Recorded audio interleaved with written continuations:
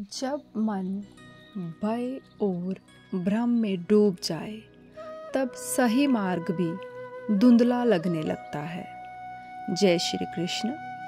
आज हम सुनेंगे श्रीमद् भागवत गीता अध्याय 1 का श्लोक 31, जहाँ अर्जुन कहते हैं, मेरा शरीर कांप रहा है, मुख सूख रहा है और मन भय से भर गया है। यह श्लोक दर्शाता है कि जब मोह और करुणा मिलकर बुद्धि को ढक लेते हैं तब मनुष्य का निर्णय डगमगा जाता है। तो आइए शुरू करते हैं श्लोक 31 और इसे समझते हैं। निमित्तानि च पश्यामि विपरीतानि केशव, न च श्रेयानु पश्यामि हत्वा स्वजन माहवे। अर्थात, हे केशव, मैं लक्षणों शकुनों को भी विपरीत देख रहा हूँ और युद्ध में स्वजनों को मारकर श्रेय लाभ भी नहीं देख रहा हूँ। व्याख्या: निमित्तानि च पश्यामि विपरीतानि केशव। हे केशव, मैं शकुनों को भी विपरीत ही देख रहा हूँ। यहाँ शकुन 3 प्रकार के बताए हैं। जितने भी शकुन होते हैं वे किसी अच्छी या बुरी घटना के होने में निमित्त नहीं होते, अर्थात वे किसी घटना के निर्माता नहीं होते, प्रत्युत भावी घटना की सूचना देने वाले होते हैं। शकुन बताने वाले प्राणी भी वास्तव में शकुनों को बताते नहीं हैं, किंतु उनकी स्वाभाविक चेष्टा से शकुन सूचित होते हैं। शकुनों को विपरीत देखने का तात्पर्य अर्जुन बता रहे हैं कि किसी भी कार्य के आरंभ में मन में जितना अधिक उत्साह हर्ष होता है, वह उत्साह उस कार्य को उतना ही सिद्ध करने वाला होता है। परंतु अगर कार्य के आरंभ में ही उत्साह भंग हो जाता है, मन में संकल्प विकल्प ठीक नहीं होते, तो उस कार्य का परिणाम अच्छा नहीं होता।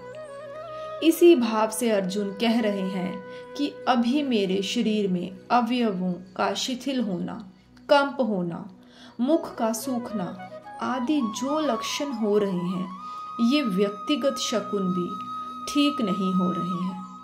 अर्थात, यद्यपि अर्जुन शरीर में होने वाले लक्षणों को भी शकुन मान रहे हैं, तथापि वास्तव में ये शकुन नहीं है। ये तो शोक के कारण इंद्रियां, शरीर, मन, बुद्धि में होने वाले विकार हैं। इसके सिवाय आकाश से उल्कापात होना, असमय में ग्रहण लगना, भूकंप होना, पशु पक्षियों का भयंकर बोली बोलना, चंद्रमा के काले चिन्ह का मिट सा जाना, बादलों से रक्त की वर्षा होना आदि जो पहले शकुन हुए हैं वे भी ठीक नहीं हुए हैं। इस तरह अभी के और पहले के इन दोनों शकुनों की ओर देखता हूँ तो मेरे को ये दोनों ही शकुन विपरीत अर्थात भावी अनिष्ट के सूचक दिखते हैं। न च श्रेयोनु पश्यामि हत्वा स्वजन माहवे।